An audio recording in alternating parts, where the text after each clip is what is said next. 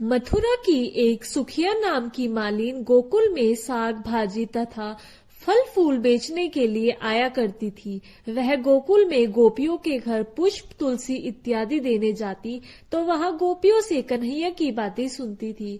गोपियां मालिन को बताती कि नंद रानी यशोदा श्याम सुंदर को आंगन में नचा रही थी और ताली बजा बजा कर मधुर कोमल स्वर में गा रही थी।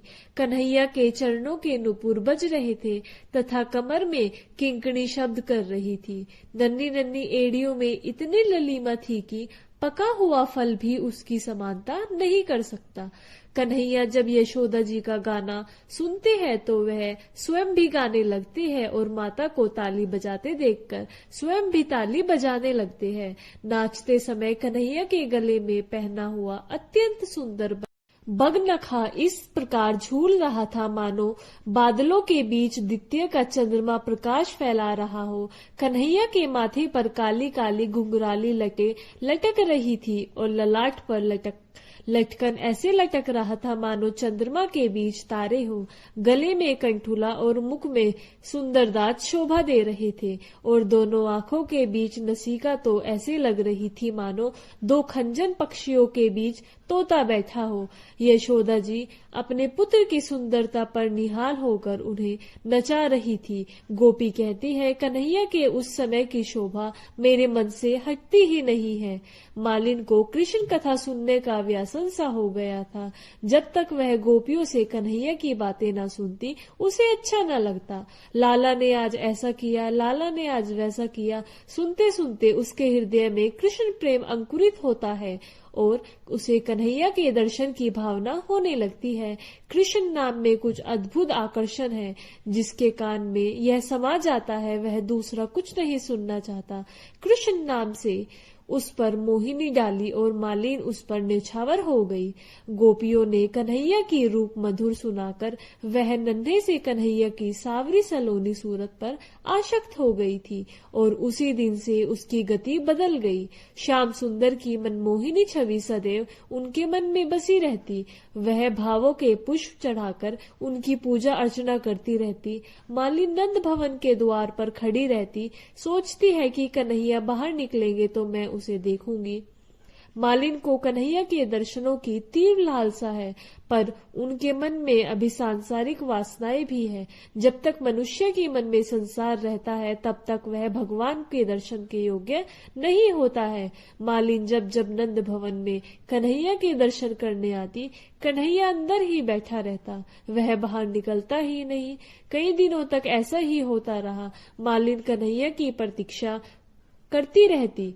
कन्हैया उनके मनोभाव जानते थे पर उनके अनुराग और बढ़ाने के लिए उनसे बोलते नहीं थे। जब भी वह आती कन्हैया खेलने के बहाने बाहर निकल जाते और वह बेचारी मन मसोस कर रह जाती। मालिन के मन में कभी मनमोहन श्याम सुंदर दूर जाते ही नहीं थे, परंतु शरीर से वे सदा दूर रहते थे। मालिन घंटों नंद भवन के द्वार पर बैठी रहती, लेकिन कन्हैया कभी भी सामने नहीं आता था। प्रेम की रीति भी बड़ी विचित्र है। प्रेमी जो जो अपनी ओर से उपेक्षा के भाव दिखाता है उसके प्रति अनुराग उतना ही अधिक बढ़ने लगता है। विकलता उस आनंद को बढ़ाती है और फलस्वरूप वेदना ही मिलती है, पर अंत में चाह ही उससे प्रेमी तक पहुंचाती है। मालिन का मन अब दूसरी जगह न जाकर नंद भवन के आंगन के ही चक्कर लगाने लगा। कन्हैया कैसे मिलेंगे इस चिंता में उसका धैर्य लुप्त हो गया। वह मन ही मन कहती, श्याम सुंदर तुम इतने निष्ठुर क्यों हो? जो तुम्हें चाहते हैं उनसे तुम दूर भागते हो और जो तुमसे वैर करते हैं उन्हें प्रसन्नता से पास बुला लेते हो।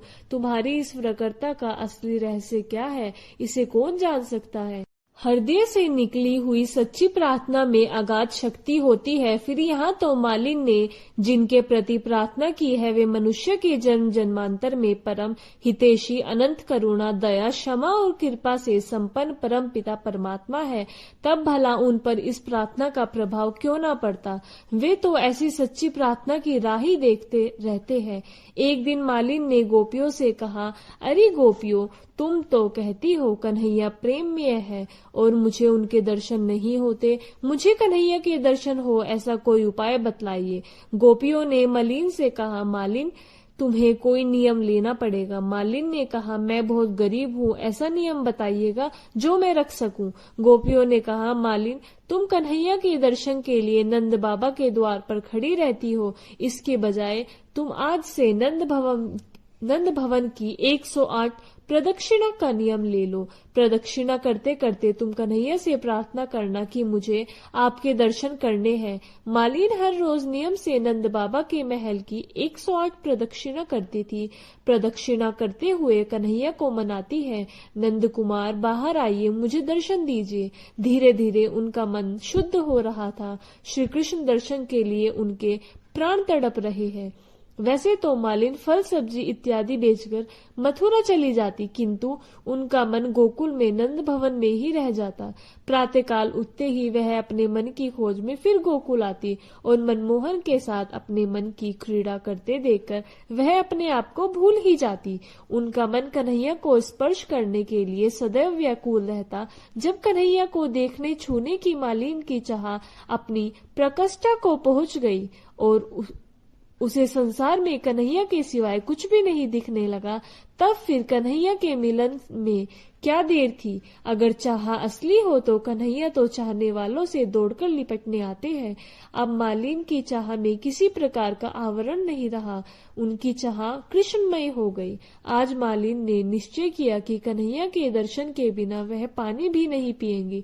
सुंदर सरस फलों की टोकरी सिर पर रखकर कन्हैया की मोहिनी छवि का ध्यान करते हुए गोकुल में आकर पुकार उठी, फल ले लो, फल ले लो। कन्हैया के कानों तक यह शब्द पहुंचे। कन्हैया ने सोचा, यह जीव दर्शन के योग्य तो नहीं है, पर इसकी भक्ति दृढ़ करने के लिए आज मैं इसे दर्शन दूंगा। समस्त फल और उपासनाओं के फल देने वाले भगवान फल खरीदने के लिए घर से बाहर दौड़े।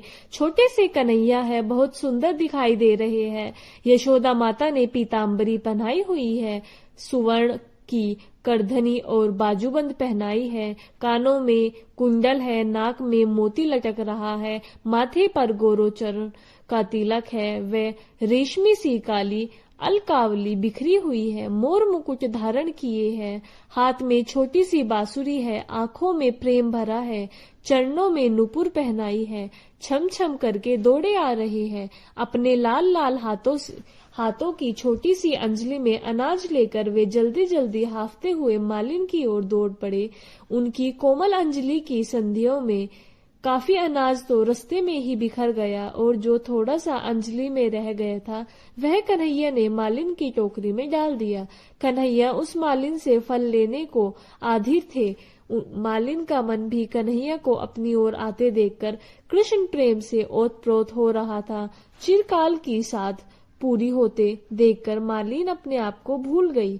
मालिन के घर में 8 पुत्रियां थी, एक भी पुत्र न था। कन्हैया को देखकर उसके मन में ऐसा भाव जागा कि मेरा भी ऐसा पुत्र हो तो कितना अच्छा हो। यशोदा माता जब कन्हैया को गोद में लेती होंगी तो उन्हें कितना आनंद आता होगा, मुझे भी कभी ऐसा आनंद मिल सकेगा।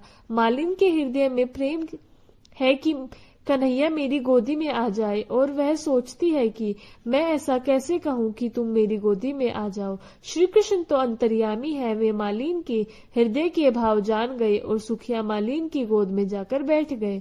अब मालिन के मन में ऐसा पुत्र प्रेम जागा कि कन्हैया मुझे एक बार माँ कहकर बुलाए। कन्हैया को मालिन पर दया आ गई। कन्हैया ने सोचा कि जीव जैसा भाव रखता है उसी भाव के अनुसार मैं उसे प्रेम करता हूँ। कन्हैया ने कहा, माँ मुझे फल दे दो।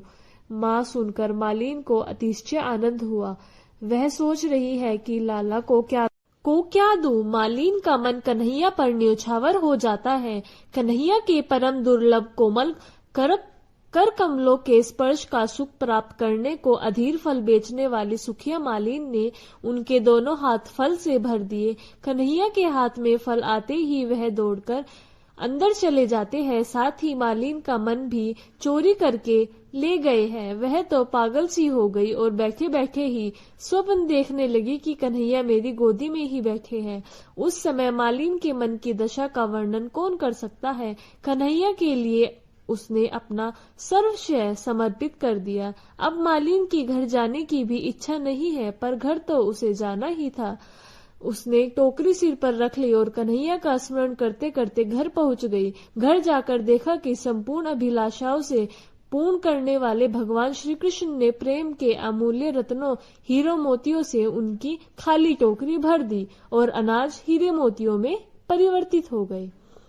मालिन की टोकरी कन्हैया ने रत्नों से भर दी और उनका प्रकाश चारों ओर फैल गया और उस प्रकाश से मालिन को कन्हैया ही दिखाई देते हैं। आगे श्री कृष्ण, पीछे श्री कृष्ण, दाएं श्री कृष्ण, बाएं श्री कृष्ण, हर जगह श्री कृष्ण के अलावा उस पर कुछ दिखाई नहीं देता। मनुष्य की बुद्धि टोकरी जैसी है और भक्ति रत्न सदृश है। मनुष्य जब अपने सत्कर्म श्री कृष्ण को अर्पण करता है तो उसकी टोकरी रूपी बुद्धि रत्न रूपी भक्ति से भर जाती है। आज कन्हैया मालिन द्वारा दिए फल सब गोप गोपियों को बांट रहा था, फिर भी टोकरी खाली नहीं हो रही थी। यशोदा माता सोच रही थी कि आज कन्हैया को आशीर्वाद देने माँ अन्नपूर्णा माता मेरे घर आई है। सुखिया मालिन का जीवन सफल हुआ। उसने साधारण लौकिक फल देकर फलों का भी फल श्री कृष्ण का दिव्य प्रेम प्राप्त किया। श्री कृष्ण का ध्यान करते करते वह उन्हीं की नित्य किंकरी गोलोक में सखी हो गई। श्री कृष्ण ने उन्हें अपना लिया। उसी दिन से वह धन्य हो गई। इस कथा का सार है, मनुष्य जब अपने सत्कर्म के फल को धर्म, संपत्ति, पुत्र पौत्र आदि के सुख तक सीमित मानता है, तब तक वह बंधन का कारण रहता है। इसे फल को बेचना कहा गया है। अर्थात जब हम कोई पुण्य के बदले भगवान से किसी कामना की पूर्ति चाहते हैं तो वह हमारे सत्कर्मों का विक्रय है। पर जब कर्म श्री कृष्ण भाव से होता है तो वह मुक्ति प्रदान करने वाला होता है। भगवतपर्ण भाव से कर्म एवं कर्म फल प्रदान करने से समस्त कर्म शुद्ध हो जाते हैं। कर्म और कर्म फल उसे संपलिप्त नहीं करते, अतः फल की इच्छा का त्याग करके ही कर्म श्रेष्ठ है। भक्तों, ये थी आज की वीडियो अच्छा लगे तो लाइक करें, चैनल को सब्सक्राइब करें। जय श्री राधे कृष्णा।